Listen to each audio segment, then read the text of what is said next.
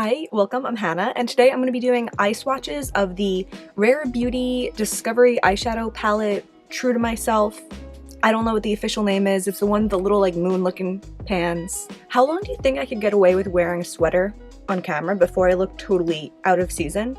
It's cold in New York. We're in this endless spree of like 55-degree rainy days. I'm over it, but I'm cold. I spent a lot of time talking and thinking and obsessing over like indie shadows, but we just had the VIB sale and I was kind of excited to try out some new things. I've been doing a lot of decluttering recently and I've been trying to make my collection feel more me. So it's been really exciting to add things to my collection that are very of the moment, and I've been interested in trying Rare Beauty. One really small thing, I remember when the brand first came out and people were commenting on how clunky the like spherical caps were, and then a rumor or something started that they were for people with mobility issues, that then it seemed like the brand had never said, they didn't deny it, but they had never said it, kind of making you wonder if that was the intention or if that was kind of like an unintended thing. But on this packaging, it has a little tab that makes the box really easy to open.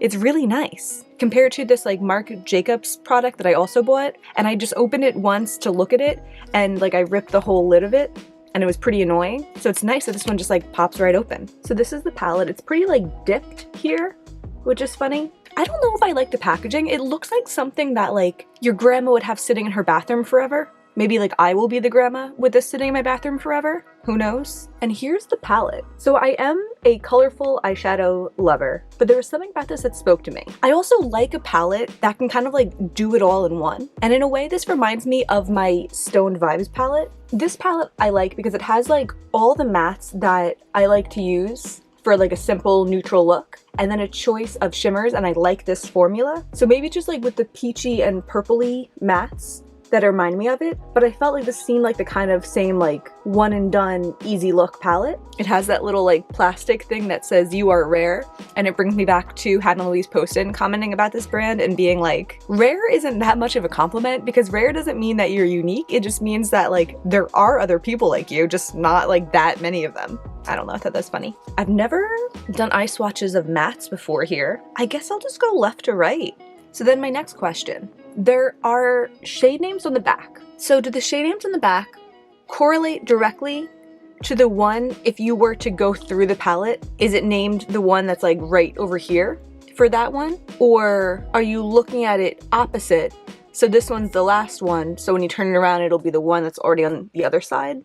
Let me see if it's labeled online. Okay, I see some labeled swatches, and it's the one that kind of makes more sense. It's the one that you look at this and you read it left to right, and then you flip it over and you read it left to right. It's kind of a nice magnet in here. So the first shade is Undeniable. I don't really know what to make of this because I thought it was going to be like a deeper purple at first, but it kind of looks more like a mid-toned gray purple looking at it now in person. So I guess for the matte, I'm going to take more of a fluffy brush. This one is the Nabla N304. And again, my first time live swatching matte, so... Alright, there was like no kickback from that. Looks like some of it came off on the brush. I guess we'll see if that was enough. Huh. Interesting. Dip 2, still like literally a couple specks of kickback, and that's it. I think my favorite matte formulas usually tend to have more because that makes them more pigmented.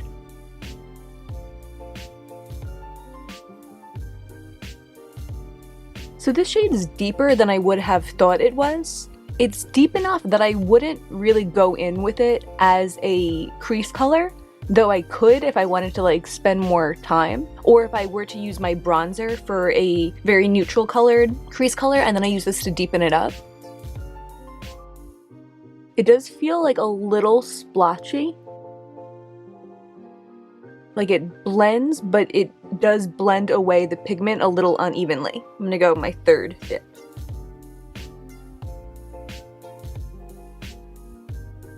Yeah, I'm not sure how well this would build up intensity also.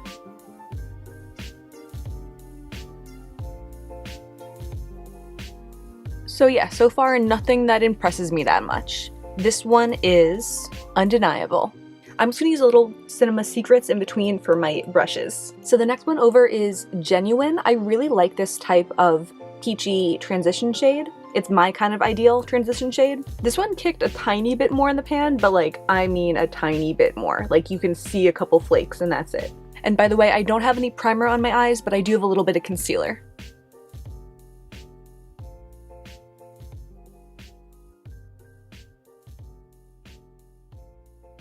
All right, that was one swipe. Two.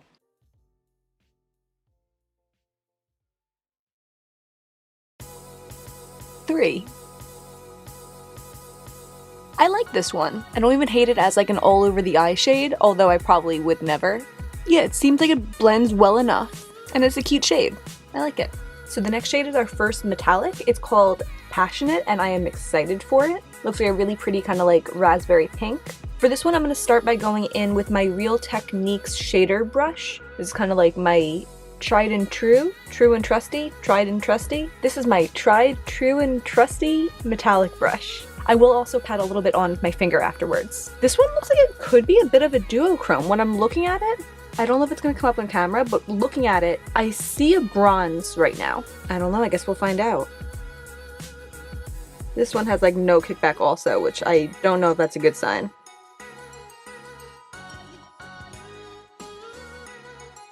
It definitely looks very bronze on the eye.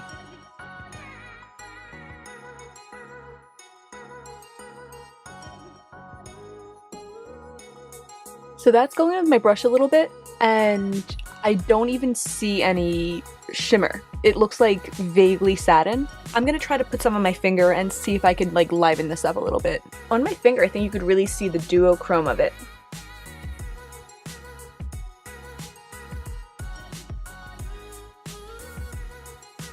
It does definitely work better on the finger, but it still isn't that shimmery. I love metallic formulas that are either really foiled looking like the Menagerie and Sydney Grace are, or my favorite is when they're very sparkly like the Cleona, Divina, or Terra Moon's shadows are, and sometimes the Adept and the JD Glow. But this is really giving me the vibes of like a nice mainstream brand shimmer. I do like the duochromeness of it. I think that is pretty special. And it does kind of have this like glow on the eye. So I don't hate it, but it's not up to the shimmer standards that I have nowadays.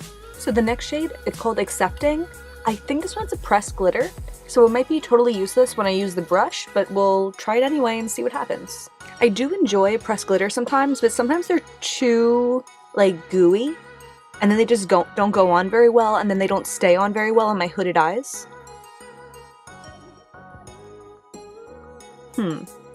As you can see, I brushed my brush against it like 4 or 5 times, and we didn't get that much on it, if you can tell. That kind of looks like a lot in the camera.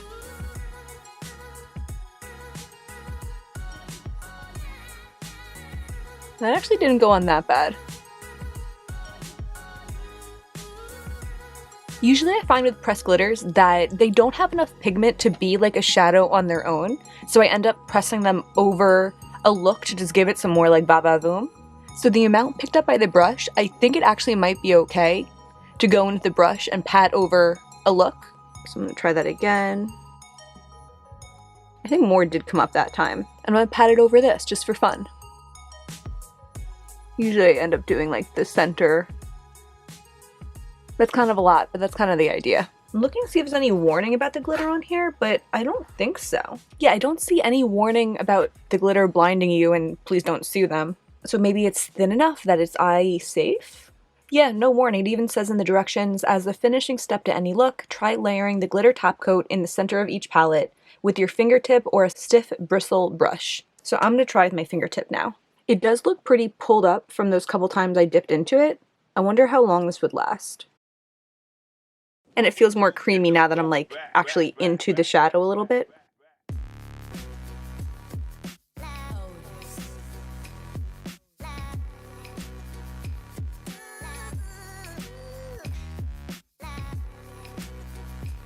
That's actually really pretty.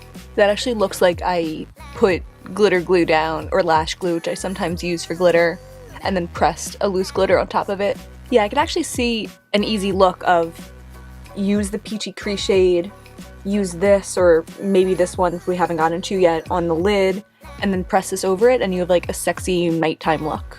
So we have 3 shades left. We have a matte and 2 metallics. This matte is called Loyal. It's like the deepest one in the palette.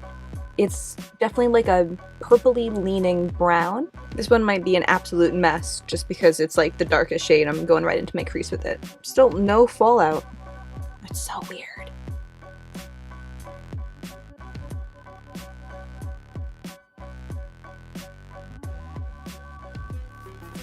This one actually seems super blendable.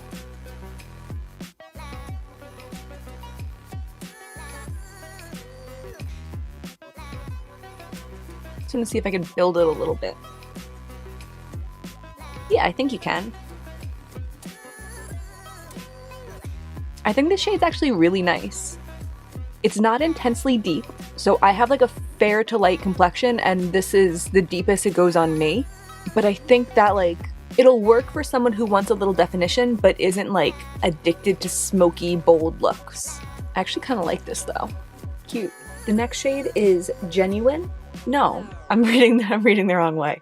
The next shade is Positive. It looks like a light pinky champagne. All right, a decent amount came up on the brush. And there is going to be glitter forever on my eyeball, so please disregard. It looks way more pinky than it looked in the pan.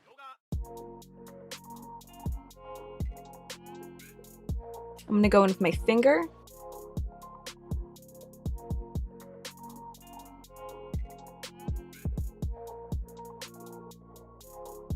It's cute. It's a cute shade. I feel like it does have like a little bit of like a shift from kind of like a peach to a pink. I also want to try it for my inner corner. It is the lightest metallic in the palette. And I think if I want like an all-in-one palette, I mean, I do use my highlighter as an inner corner shade a lot, but let's just see.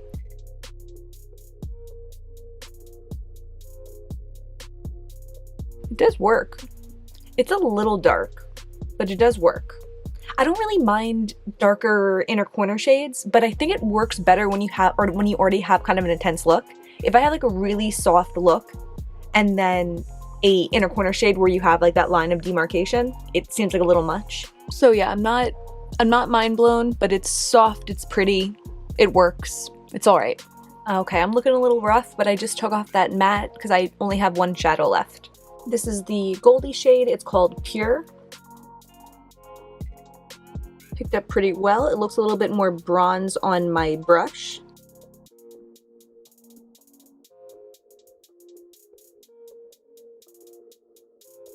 All right, like a light wash of bronzy gold. Let's see about my finger.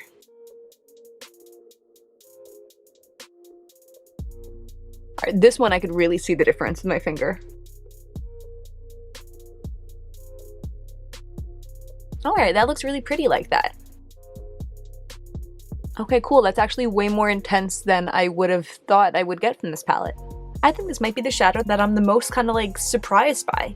But maybe it's also because it's the end and my expectations have been kind of like dipped pretty low throughout this, but whatever. So I look a little scary, but I guess I'm gonna give you some final thoughts. These are still like first impressions because I just eye swatched all of these. My thought right now is that if you want a simple palette for some eye looks, if you want something to wear to work that maybe you could spruce up if you're like doing like a work to the bar kind of thing, if you like the $29 price point and you don't want to go for something more expensive, if you like shopping at Sephora and not making your own single shadow palette, then I think that this is not a bad option for you. The shades work, but they just don't give me that intensity that I look for in eyeshadow, and I probably could have known this before buying it, but now like I really know for sure. I am just sitting here thinking also that like I like this palette a lot. Like this is what I want from like a one and done mainstream palette. So why would I buy or keep this one that does it worse than this one does? If you are a me kind of person and you want a one and done palette that gives you some kind of colorful options, this one all the way. But if you want something very neutral and small, this one is acceptable. I guess I'm saying that I'm not excited about it. I don't think I'm gonna be keeping this in my collection. I don't think it offered me anything that I can't easily get elsewhere. I thought about also like, what if I do a look with this later today just for myself? And I was kind of like feeling very about it. Like I'm not excited about the idea of putting this together for an eye look to wear for the rest of the day. And if I don't want to do that like once, like then why would I keep this around in my collection? So I guess I learned my lesson. My lesson is that if it doesn't look like a palette for me, it's probably not a palette for me. So I guess that's everything for today. If you've tried this palette, I'd love to hear your thoughts. I think it definitely can work for other people. It's just not my personal makeup style, but I hope this was helpful anyway. I found that these eye swatches, even if you disagree with my feelings and interpretation for it, you still have like the raw data of it on my eye to see how it performs and decide if that works for your life. So if you like this, please give me a thumbs up and subscribe. It would really mean a lot to me. There's a lot more eye swatches to come, and that's everything for today. Bye.